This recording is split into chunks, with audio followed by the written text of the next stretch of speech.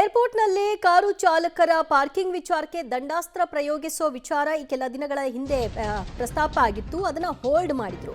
ಈಗ ಮತ್ತೆ ಅದು ಜಾರಿಗೆ ಬಂದಿದೆ. ಬೆಂಗಳೂರಿನ ಕೆಂಪೇಗೌಡ ಏರ್ಪೋರ್ಟ್ನಲ್ಲಿ ಫೈನ್ ಅನ್ನ ಇವತ್ತಿನಿಂದ ಹಾಕಲು ಆರಂಭಿಸಿದ್ದಾರೆ.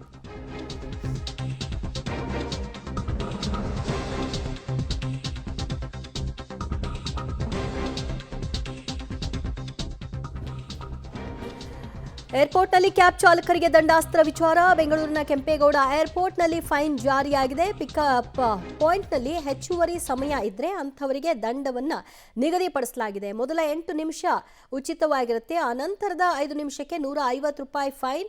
5 ನಿಮಿಷದ ನಂತರದಲ್ಲಿ ₹150 ದಂಡವನ್ನು ಕಟ್ಟಬೇಕಾಗುತ್ತೆ. ಕೆಂಪೇಗೌಡ ಏರ್ಪೋರ್ಟ್ನ ಟರ್ಮಿನಲ್ 2ನಲ್ಲಿ ಇಂದಿನಿಂದ ದಂಡಾಸ್ತ್ರ ಪ್ರಯೋಗ.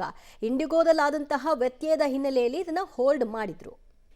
ಕೆಂಪೇಗೌಡ ಅಂತಾರಾಷ್ಟ್ರೀಯ ವಿಮಾನ ನಿಲ್ದಾಣ ಸದಾ ವಿಭಿನ್ನ ಆಲೋಚನೆಗಳು ಮತ್ತು ವಿಭಿನ್ನ ಪ್ರಯತ್ನಗಳಿಂದ ಸಾಕಷ್ಟು ಪ್ರಯಾಣಿಕ ಸ್ನೇಹಿ ಅಂತ ಹೆಸರು ಪಡೆದಿರುವಂತಹ ಈ ಒಂದು ಇಂಟರ್ನ್ಯಾಷನಲ್ ಏರ್ಪೋರ್ಟ್ನಲ್ಲಿ ಇವತ್ತಿಂದ ಒಂದು ಹೊಸ ರೂಲುಗಳು ಜಾರಿಯಾಗ್ತಿದೆ. ಅದರಲ್ಲೂ ಕೂಡ ಕ್ಯಾಬ್ಗಳ ಪಾರ್ಕಿಂಗ್ ವಿಚಾರದಲ್ಲಿ ಇದ್ರ ಬಗ್ಗೆ ಮಾತಾಡಲಿಕ್ಕೆ ಇವತ್ತು ಏರ್ಪೋರ್ಟ್ನ ಆಡಳಿತ ಮಂಡಳಿಯ ಮಾಧ್ಯಮ ವಕ್ತಾರರು ನಮ್ಮ ಜೊತೆ ಇದ್ದಾರೆ. ಶ್ರೀನಿವಾಸರು ಅವ್ರನ್ನೇ ಮಾತಾಡ್ಸೋದು.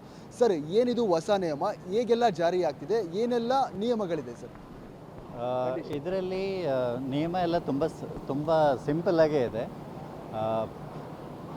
ವೈಟ್ ಬೋರ್ಡ್ನ ಎಲ್ಲ ಇನ್ನರ್ ಲೈನ್ ಪಾರ್ಕಿಂಗ್ಗೆ ಬಿಡ್ತಾ ಇದ್ದೀವಿ.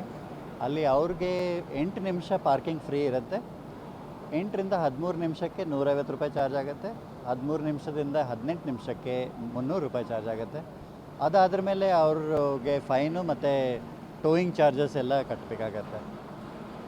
ಅದೇ ಯೆಲ್ಲೋ ಬೋರ್ಡ್ಸ್ ಅವ್ರನ್ನ ಸೆಗ್ರಿಗೇಟ್ ಮಾಡಿ ಅವ್ರನ್ನ ಪಾರ್ಕಿಂಗ್ಗೆ ಕಳಿಸ್ತಾ ಇದ್ದೀವಿ. P2, P3, P4 parking.